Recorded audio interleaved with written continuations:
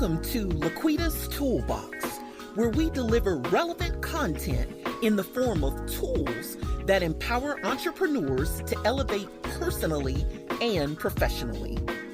Good is only good until greater is envisioned. You know there's another level in you. Here we discuss the tools to get you there. Lean in as Laquita and her guests present you with strategies and insight for unlocking your full potential to realize your boldest dream. Welcome back to another amazing episode of Laquita's Toolbox. I am your host, Laquita Monley, and I have a very special guest in the studio with me today. Her story is absolutely phenomenal. So you guys that are regulars on the Toolbox know, get something to write with and something to write on, because you don't want to miss any of the tools that Dr. Neely is going to release with us on today. If this is your first time tuning in to Laquita's Toolbox, welcome to the family. Hit that like, share, and subscribe button so you don't miss any of our episodes as they come out weekly. But before we jump in, let me take a moment to thank our sponsors at Covenant Press. Covenant Press is a faith-based Christian apparel and accessory shop where we as believers can shop until we drop for clothing and accessories that allow us to wear the message of the love of Jesus Christ. Go out to www.covenant-press.com. Again, that's www.covenant-press.com. Don't click off the pop-ups too quickly, because there are some amazing discount codes there that are offered daily. You want to take that code, place it in its proper place at the checkout to receive your discounts and savings from covenantpress.com. Dr. Neely, thank you so much for joining me today. You see this, those of you that are listening on the audio, you cannot see this Kool-Aid grin that is on my face, but rest assured there is a huge smile on my face doing this recording. I've learned so much about you, Dr. Neely, and truly it is a blessing to be able to have this conversation with you. And hopefully this would be just the first of many that we can have, because you have so much to give. Absolutely. You have to share, and being an educator first, born to be an educator and to be an entrepreneur. I come from a lineage of I'm a fifth generation entrepreneur, and it's huge.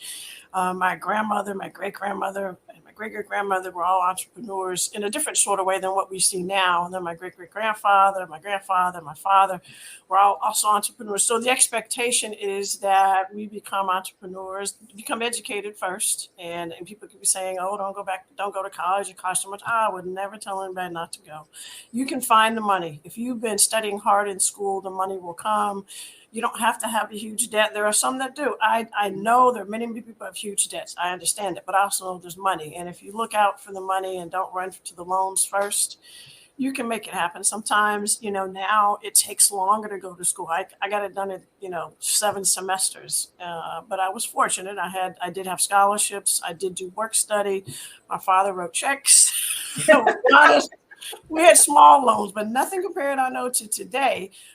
But things were available, and you just have to be more resourceful and not just give in to, let me sign off for $100,000 worth of loans, or choose a school that really is going to fit you, and it's going to fit your budget. Sometimes we kind of do some things a little in too much of a hurry instead of being a little more patient, a little more resourceful. So I really love that you say that, because I think that within our communities, we've been out of balance for a while. It was, you have to go to university, you have to get your master's, and depending on what you're doing, you have to get your PhD, you have to do these things to be successful in life. And then they made the flips, now we're in the opposite side of it. Oh, you don't need to go to college, you don't need to do this, get a trade, start a business, do all of these things. Somewhere there is a happy medium. Right. There is a balance to it, because every child isn't ready for college immediately after high school, but neither are they ready to be an entrepreneur either. Right. And, if you don't do well in school academically, because it's just not your thing, but you have a work ethic, you can be an entrepreneur. My father always told me when I struggled with a class, even though I loved school, and he said, Boo, Boo, C students run the world. And You when he do. said that, I felt such a release because I These love good school. degrees, don't they? Yeah, I just, it wasn't that I didn't love school. It was just some subjects just were not my thing. And so I had to accept that. I was brilliant in math and science. That was natural, which everybody else struggled. But, only 2 or 3% of the world are chemistry people. Really less than that, actually. Women who teach chemistry are 0.5% of the world.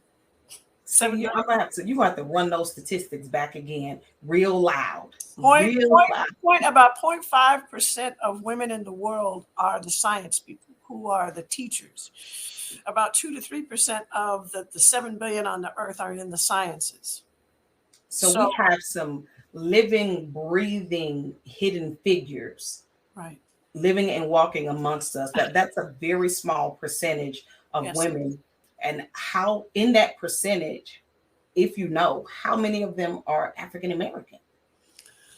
You could say probably one in 10,000. I'm really guessing, but I'll look at the state of Indiana, and there are 5 to 7 million people in the state of Indiana now, somewhere around that number. About 2 million people live here in Indianapolis. And I think there's between 500,000 to 1 million teachers, I believe, in the state of Indiana, whether they're part-time, full-time, professional school, whatever. Of that percentage, I represent 0.05% of the African-American women that taught chemistry. Wow. 0.05%. Mm-hmm. That's right. So you probably would have found more in the South, because the HBCUs are in the South.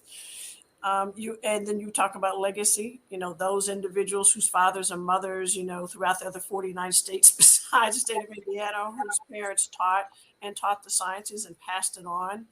So, my father was an educator. He taught dental school. So I started learning about chemistry when I was 8. He bought me a chemistry set when I was 8. I mean, I struggled with reading and writing and my health, but I had a gift for math and science. I could do things in my head. And I could build take one-dimensional plastic models and turn them into 3-dimensional models. Actually, behind me is a half of a ship that I built 30 years ago. Wow. I didn't read instructions. I just, I had a gift of spatial, what we call spatial orientation. So I could see something in 1 dimension and build it into 3 dimensions. And that's a gift. So, we say all that to say that, him handing me that chemistry set at 8 and teaching me about the various substances, organic and inorganic, was a huge advantage. And going to his laboratory, we had a laboratory. He was a dental technician. I'm a Harry grad, and so we had a dental laboratory in our home. So I was able to have access to. I still have his tools now. He's obviously since passed away. You had a dental laboratory in your home. In our home. Yeah. Wow. In the garage, we had it built in. So he had everything he needed. So when he wasn't at the dental school teaching, he would come home and he had a business. He was a dental technician outside of being a professor. So he can make dentures in three hours. He was brilliant, absolutely brilliant. Just real laid back, very brilliant. Very much so. So I saw that all the time. I grew up with it. I was cultivated to do that. And for him, he was what we would have said in my generation, a modern guy, but he was an advanced thinker. He knew that he had adopted myself and my sister, but he knew we had to take care of ourselves. And he didn't want to push us towards marriage and make it a have to. He wanted us to push us towards a career. Yes. Because he knew the home that he and my mother had bought would be ours, and wanted us to be able to take care of it. It's one thing to have them, it's nothing to keep it. To keep it, that's a powerful truth right there. That's a very powerful truth. Listen, there's so many great bits that we can pull out of the things that you just said, but let's take it back to where you were emphasizing that we still need to embrace higher education. When he gave you that chemistry set as a gift, and it unlocked literally the gifts that were laying inside of you for math and sciences. If we take that away from children now and give them just that one option, go and do a business or go and do a trade or, go and do these things, I think that one of the biggest things that we learn in university, of course, outside of your major and your minor, what you're going there for, is that experience. Also, if you haven't discovered what that gift is, that's a place for you to discover what it is. It is. It is. And you're around other individuals who are in your generation. You know, you start college. Well, some people start college at 24, 25. In my generation, we started at 18. One of my classmates, she was 15. Wow. And yeah, she was 15. And you have to understand that she came from a family where her grandfather was the wealthiest Black man in America. Mm. Last name made on her life to be there. Last name was Kennan. So you've heard about A.G. Gaston, the great Titan. Well, this gentleman was far wealthier than him. In fact, he sold the land, he sold buildings to A.G. Gaston so he could become and build his motel and hotels and have mortuaries. And so back then, those gentlemen made money off of life insurance and mortuary service. And they owned it in various states, not just in one state. So she chose to come to Fisk. Now, I had an option to go to Harvard, and so did she. But we both came to Fisk. Now, let's talk about that for a minute. We had some great conversations pre-show about the wealth of knowledge that is contained within our HBCUs. And you had Harvard and you had Fisk. Yep. Now, I chose Fisk. My father went to Meharry, so he finished Meharry in 1950. And her mother, my classmate I'm talking about, went to Fisk. And so with her grandfather's money, and then her grandfather's money paid for her to go to Fisk, and then her grandfather's money paid for her children to go to undergrad, and then her grandfather's money paid for her building and her, that, and so on and so forth. So we, she was exposed and I was exposed. So we knew we were probably, I think after her seeing her mother, her mother got her doctorate. In fact, her mother's my classmate too. She's since passed away, but she got her master's from IU. So did I. So we're classmates there. We're also classmates from Fisk. But her mother got her doctorate in 1 year. It takes almost 7 years to get a doctorate. So I ended up getting my master's in a year. It takes 3 years to get a master's. So, normally it takes 4 years. Now people take 5 years to get a bachelor's. I did mine in, 7 out of 8 semesters in chemistry and chemical engineering. I was at Fisk and Vanderbilt at the same time. See, wait a minute.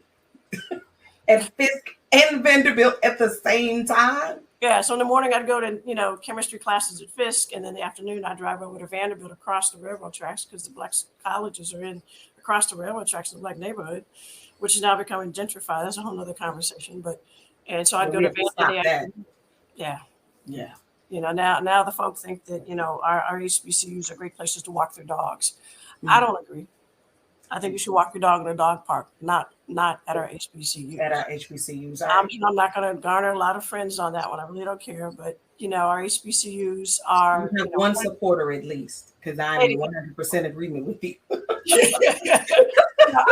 think you can walk the dogs 7 times around Jericho, around Fisk, around Christmas Street and everything. But that land is sacred. Our ancestors walked on that land and worked hard to get that land.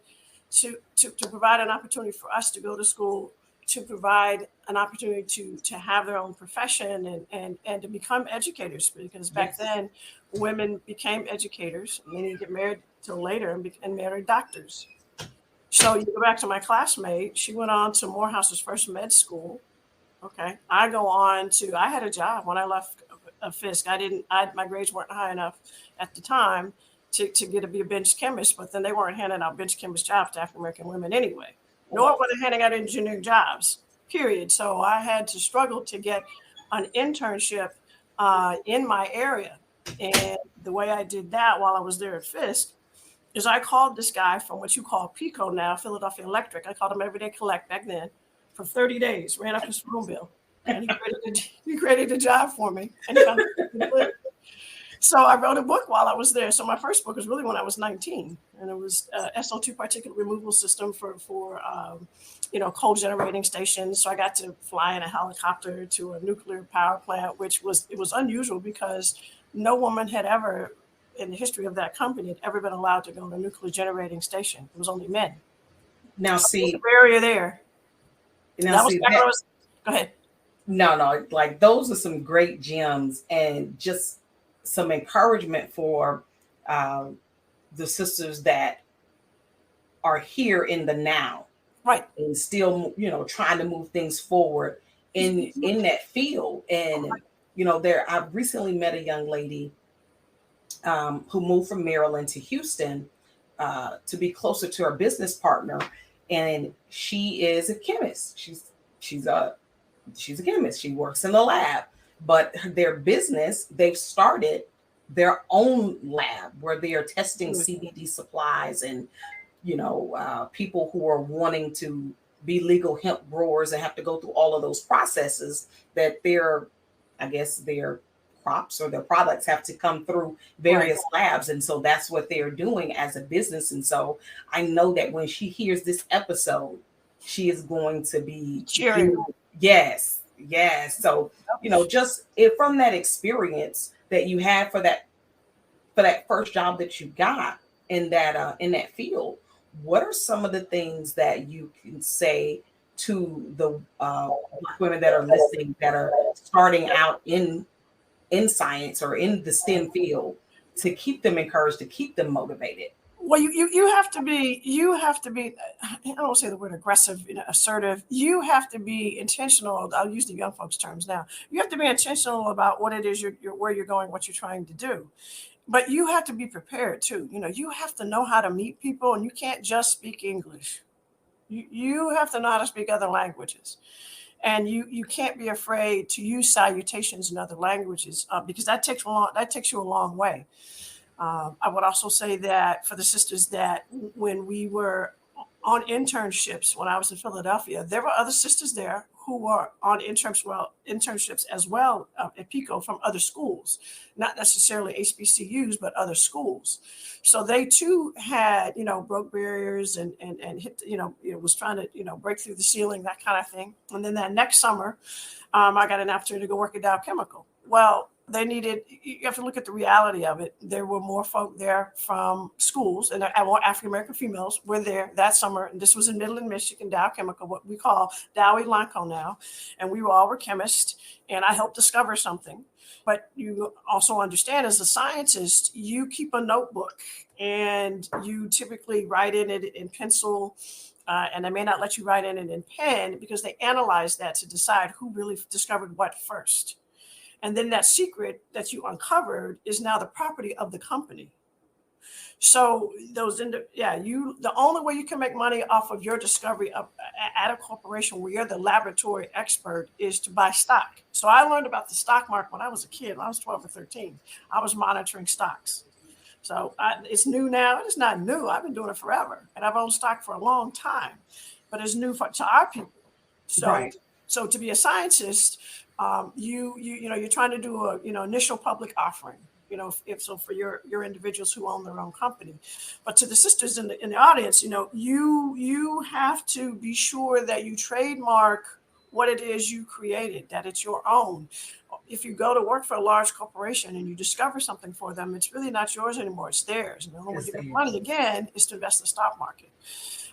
If you have a process and you know that it's going to be big, it's going to do what it needs to do, I suggest you leave that company, save a lot of money, leave that company, and open up your own laboratory. That's the only way you will reap the benefits all around the picture. You control the IPO, the initial public offering. You control all of that. But until you do that, it's owned by the company. So they're banking off of your brilliance. And so the young folk now, because they are so much more when I was going to school, we didn't have computers.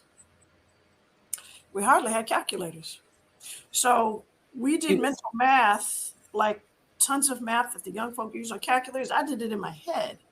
Wow. And as an engineer, an African-American woman engineer, slide rulers and abacus and all that stuff put in our head. So we had to learn how to do all that. So when I would teach chemistry at the high school level, all the kids are sitting in the classroom with these $1,800 calculators.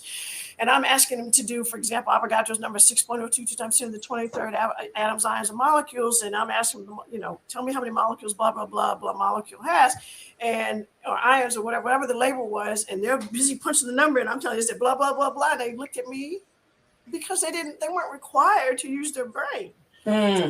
So when you talk about STEAM today, you've got to be able to be creative. You have to know math. You have to know science. You have to understand there's a problem. How do I find a solution? You work backwards from the problem to get to the solution. You look at the tools you have, as we say in our toolbox, and then you move forward. But you got to know how to think. You cannot depend upon a cookie cutter whatever to solve a problem. That's not how any of these problems, Lewis Latimer, how he solved his problem, and Norbert Rollet and Sarah Boone, all of them. Well, one thing is we were segregating. So we were stuck in a spot where we can only be. So our creativity was our best friend. Yes. Whatever was around, we created stuff. Well, now we have I almost want to ask you a question that might cause me to lose a few listeners, but I'm gonna ask you. I'm gonna go ahead and ask you. Yeah, sure.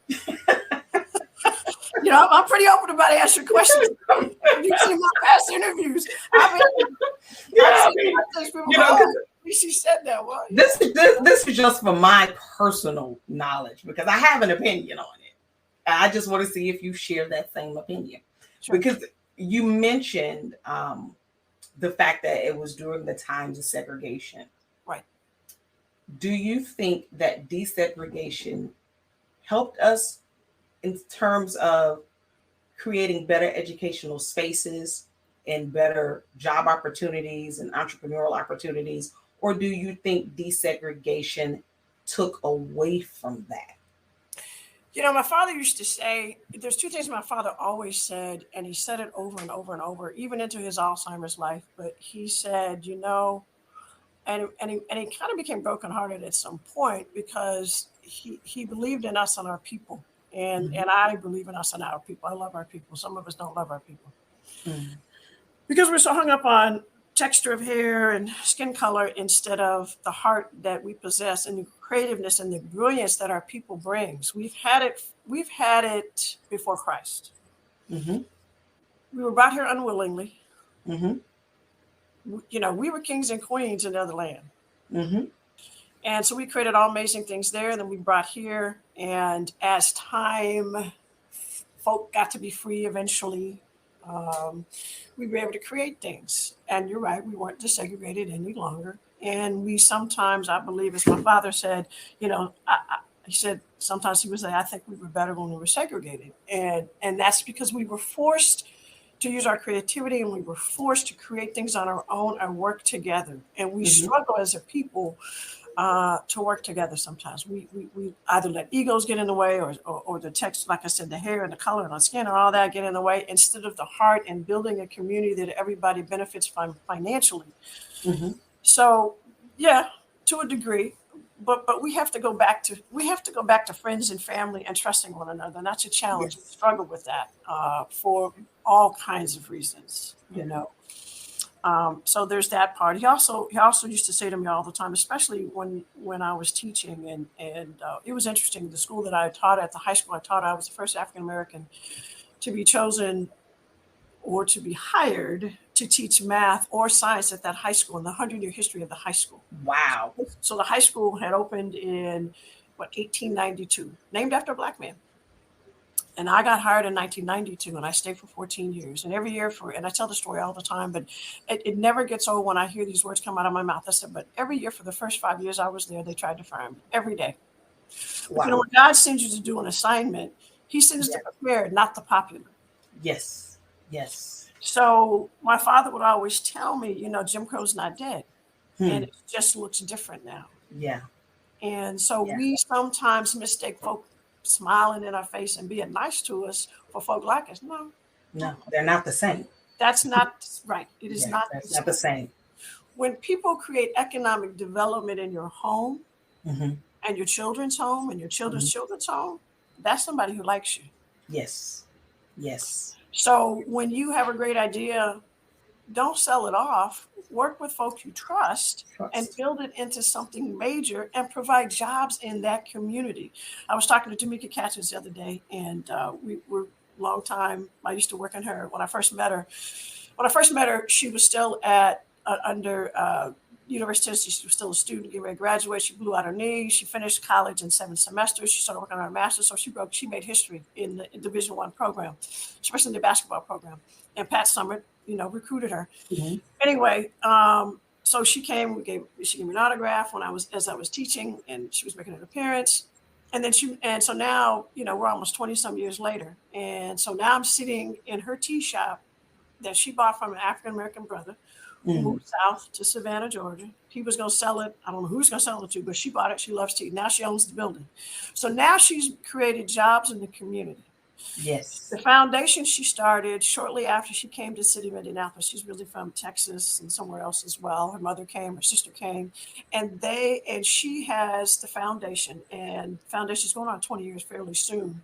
But I did 10 years out of the 20 years volunteering. And so she has 3 honorary doctors. I just have the one. And I explained to her, she said she didn't see what I see in having an honorary doctor. I said, well, look at what you've done. Every year, out of the 4 major programs you do every year, you do the basketball camp and you're always present. And then the 4 Olympic teams you were on, you came back even from, where was she been? Rio de Janeiro, London. You would come back just to do that camp. If you had to be there during the Olympic time or preparing or whatever on the Olympic team, you would come back and do your basketball camp. You would never miss that basketball camp. Ever. I said, but think about all the young people who you encouraged to go to college who never saw themselves going. And then think about, they go to college, they finish college, they pay off the debt, and they start their own business. Think about all those people you influenced. And then you got an honorary doctor from 3 different schools because of what you did, not on the basketball court, and basketballs and the team, and the team, the 16 years that you got to stay with Indiana Fever. It is what you did off the basketball court. You did in the community, where you encourage people, entrepreneurs, you encourage people, to finish school, you encourage people to go to school. So, it's all about what you do, what we do as a people, and putting economic development back in our community. So I go back to say, at the high school where I was teaching, that was something I emphasized. I told the young folk, I need you to finish high school. Not everybody can go to college, but the skill set you're learning here in my classroom is how to be organized. I need to start a business when you're about 30 with some folk you trust, whoever they are. I would encourage you to go to school, whether you go to college or professional school or whatever, but you got to find your passion and what's going to sustain you, and buy that house and that car and pay them off, and then create jobs in your own community with your gift.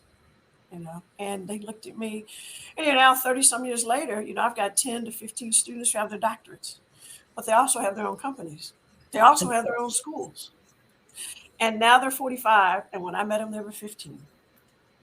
Now that's a legacy, Dr. Neal. Legacy, right. That's a legacy. Yeah, their children call me Dr. Neal. Well, it wasn't Ms. Neal, it was Dr. Neal. They raised their kids to call me that. And just, they could never call me by my first name, even though I told them they could when I got to be a certain age. But now they're successful. And these are African-American kids. We're not young folk. And they were my European students as well. But our kids are the ones that get ignored. And I used to tell them, European folk probably will go, they'll put a white shirt on the Caucasian brother, white male, put on a shirt and a tie, and he'll take over his father's company. You will work for them. Yes. Instead of you putting on the white shirt and owning the company. And that's what we have to change. And that's where I definitely agree with your father. I'm from small town Mississippi. And even growing up in the 80s and 90s, there's some places that time forgot. In certain cities in the state of Mississippi, in some of those places. Yes. So it was still extremely divided in my hometown. It's 2022 and it's 1922. Yeah.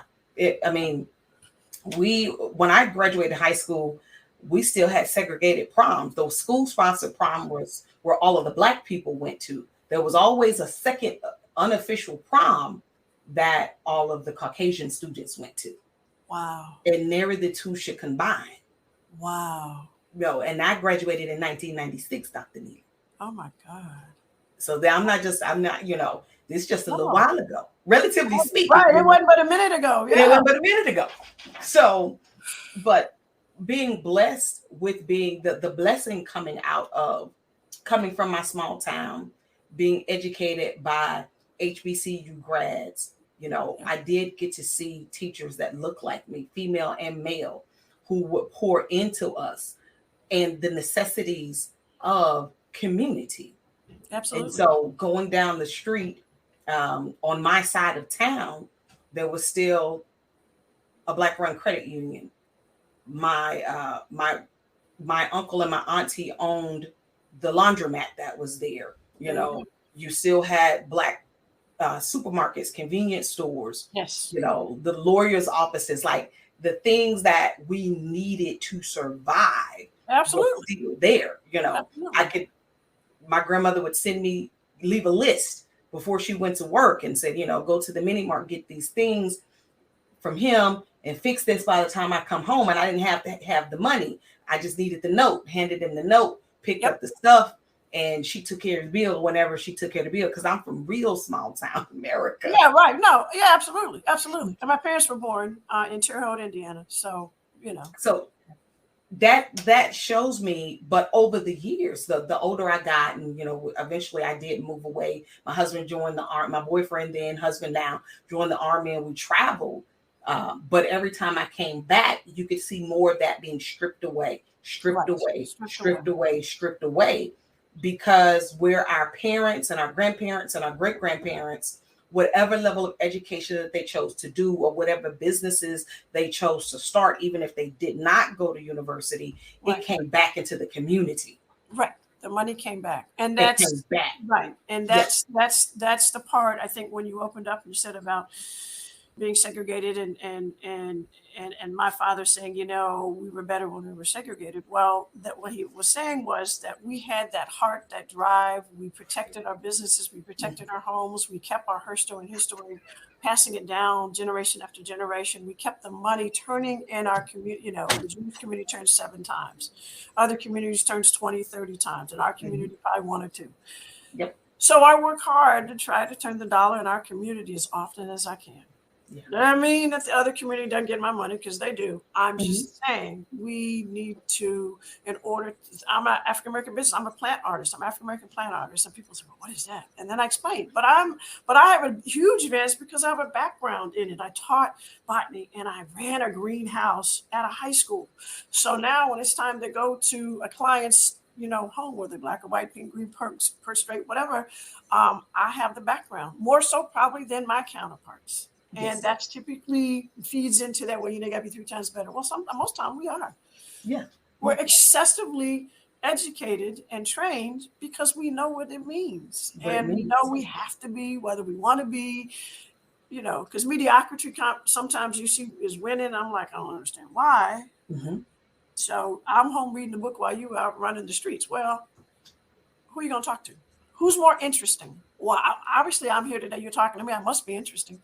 Yes, extremely, extremely interesting. I mean, as African-American women, we are right now, and I want to say for the last, 3 to 4 years, we are the most educated population in the United States. Yes, absolutely. Yes. And people must embrace that. And, you know, you hear people going, you will come to my first thing. No, you don't get to do this, Dr. Neely. Yeah. Put some respect on that. That's the only option you get. That's the only option you get now. You don't get to call me by my first name anymore. You know, my students growing up, they would never do that anyway. But you know, you have to teach folk, and you hear it all the time, to teach folk how to treat you. Well, here's what we're going to do. Now, if you can't get that right, then we won't be doing business. That part.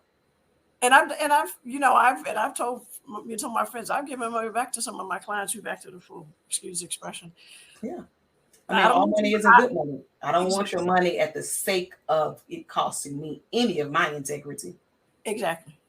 And that's another component to being an entrepreneur. We have to understand that God sends you a gift and you have some talents and you have to make it work, but you can't compromise the gift He gave you. Yes. Again, He sends the prepared, not the popular. Yes. Come on. I love that. He says they're prepared and not the popular. Exactly. Yes. And so, you have to get, everybody can't come to your home.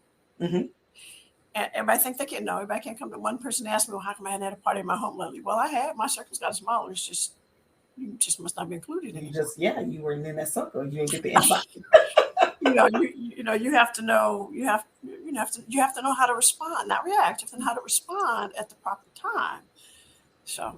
Yeah. See, I like that. See, you've been dropping nuggets this entire show.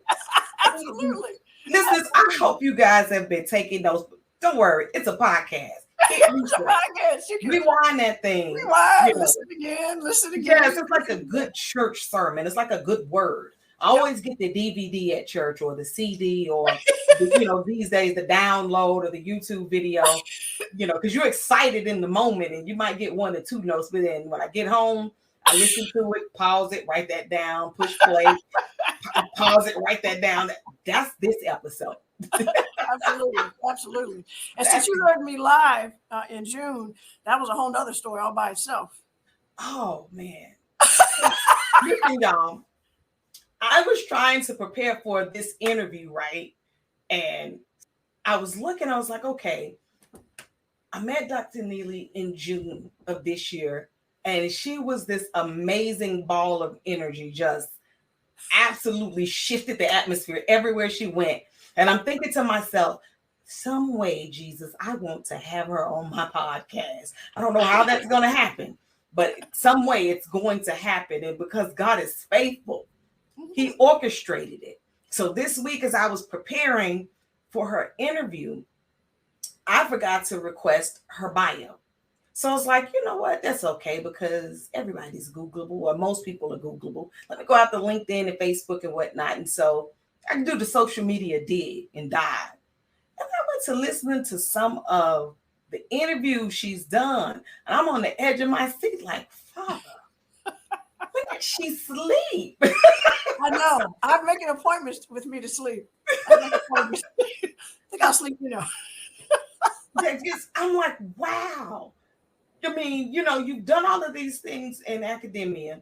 And then when you were literally my age, right? Like when you got in your 30s and your 40s, oh, I'm a professional athlete. What? I was amazed, people. That's all I'm going to say. Dr. Neely is Googleable. We won't get to everything in this episode, and praise God, maybe she'll come back in 2023 or 2024 and we can get to her the accolades that she's gotten in Olympic sports, people. Olympic sports. I'm not just saying she was playing for the local semi-pro league. That's not what I'm saying at all, y'all. Let's be clear. That is not what I'm saying. I'm saying she's been on some U.S. Olympic teams and been an official for them, and it's so much. So y'all make sure you tap in to everything that Dr. Neely is doing. Absolutely everything, because what she is doing, the energy she's releasing, and the way that she's able to do it, the scripture says that we are supposed to mark the perfect man. And what that doesn't mean that we're perfect, and that surely doesn't mean that there is a perfect person. But there's some people that you meet in your life that God brings across your path that are accomplishing and doing great things. And instead of looking at them with envy and awe, you want to get to know them. The old folks at my church says, sit at their feet for a little while, women of God. You want to sit at her feet for a little while and just observe this greatness in action. So some of that can soak into you, and that you can take these tools that she's releasing tonight and that she's going to continue to release, I believe, as God gives breath, and apply them to your everyday life to help you meet some of your goals. So those that are listening, I hope and pray that you do rewind this episode, follow her, look at what she's doing, some books that she's releasing and events that she's a part of, and make sure that you connect with her. Absolutely. Because I mean, we are the movie Hidden Figures. I'm having a conversation tonight. Yeah, you really with are. A hidden figure. Yes. Really yeah. My challenge to your audience and our audience is that I expect you, as my father expected me, and as I expected my students, I expect you to do more than I've done, and I expect you to make more money than I have. That's a great expectation. That's the leadership in action. One of the definitions that I love of leadership is one, and I'll paraphrase it, given by Dr. Miles Monroe. And he simply says that it's a position of influence, influencing others to become a better version of themselves, to be able to take your place, yes, to do what you do and to do it better. That's what great leadership does. They're people builders, people influencers, and they pull out greatness. And that's definitely, Dr. Neely has a legacy of that. during her time in academia. And she's continuing that legacy now with encouraging and supporting as a speaker and a coach and business owner. Like, wow. So I'm scared to ask, but I'm going to ask, what's next for you? It took me 40 years to earn the honorary doctorate. And I literally did put a 40-year plan together when I was 22 when I left Fisk University. And I said in 40 years, there's just things I wanted to happen. Pretty much all of them have happened. My last item was this, getting the honorary doctorate. I started out, and I talked about it in my closing remarks. I started out working on my doctorate, ran out of money. And so this came as a result of all of the service to womankind and mankind. And so the next 40 years I can do just be an author. I want to write. We have a children's book. Dr. Sabrina T. Allison is the author of the book. And the book, I'm the subject of the book. And we're called Three Doctors. And so she made the three of us, Dr. Tyreka Hendricks, she's traveling now in Cairo and Luxor, on the northeast corner of Africa, which is Egypt, which is Kemet, which is really come on now, teach. Yeah. So teach. Absolutely. And so the three of us, the characters in the book, and it really talks. You'll have to get it, but I think it's interesting. Anyway, she wrote the book, pulling it together. So being a writer, obviously, I will do my memoirs, which I already wrote. I wrote a while ago, but finally getting serious about getting it on paper, getting it published, getting it out to the people. And then there's one other item that we'll do, which is an anthology, and getting each of my 10 to 15, whoever in that 10 to 15 will agree to do it, writing their story of how they came from being middle school, high school to getting their doctorate. They wrote a dissertation.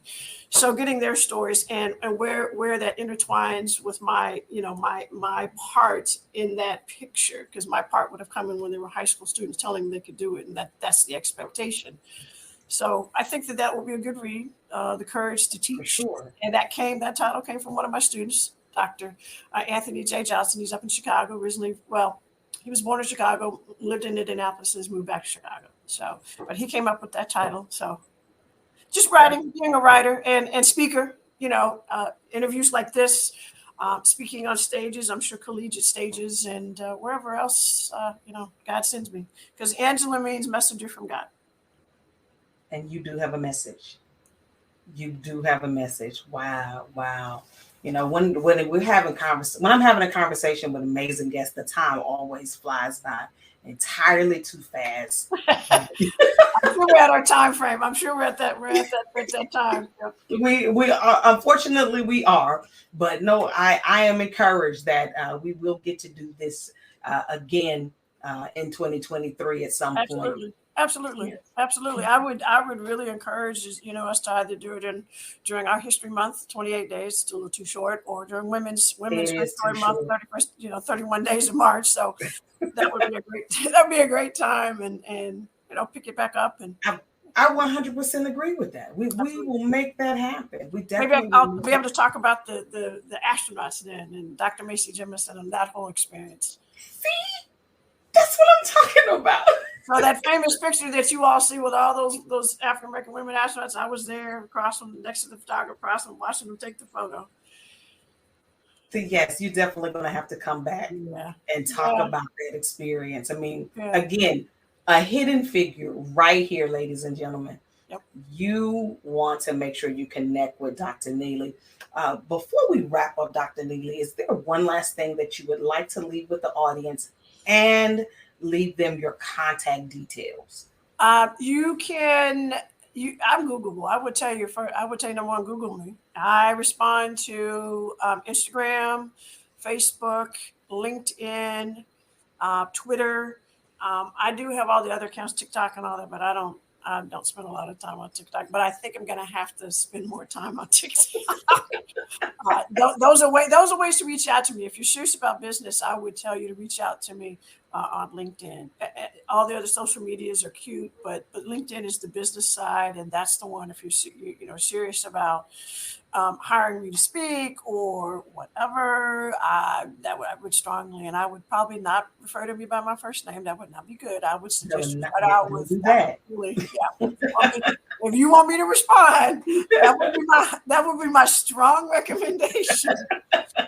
So I would encourage that means. Absolutely. Awesome. Awesome. Well, thank you again, Dr. Neely, for being with us.